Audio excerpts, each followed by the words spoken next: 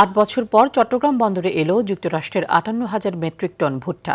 প্রতি টন ভুট্টার আমদানি মূল্য ধরা হয়েছে $২৪৬। চট্টগ্রাম বন্দরে এই ভুট্টার ল্যান্ডিং কস্ট বা খরচ প্রতি কেজি প্রায় ৩৪ টাকা পড়তে পারে বলে ধারণা করা হচ্ছে। গত বুধবার চট্টগ্রাম বন্দরে আনুষ্ঠানিকভাবে খালাস প্রক্রিয়া শুরু হয়েছে। সংশ্লিষ্টরা মনে করছেন, এই আমদানির মাধ্যমে দেশের পশুখাদ্য শিল্পে মানসম্মত কাঁচামালের এক নতুন উৎসের দ্বার উন্মোচন হবে। ২০১৮ সালের পর এটি যুক্তরাষ্ট্র থেকে আসা ভুট্টার প্রথম চালান। এর ফলে দেশের প্রাণীজ আমিষের চাহিদা পূরণ সহজ হবে এবং যুক্তরাষ্ট্রের সঙ্গে দ্বিপাক্ষিক ব্যবসায়িক বন্ধন আরও দৃঢ় হবে। মার্কিন ভুট্টার নিয়মিত সরবরাহ নিশ্চিত হলে পশুখাদ্যের গুণগত মান বৃদ্ধির পাশাপাশি বাজারে প্রতিযোগিতামূলক পরিবেশ তৈরি হবে বলে মনে করছেন আমদানিকারকরা।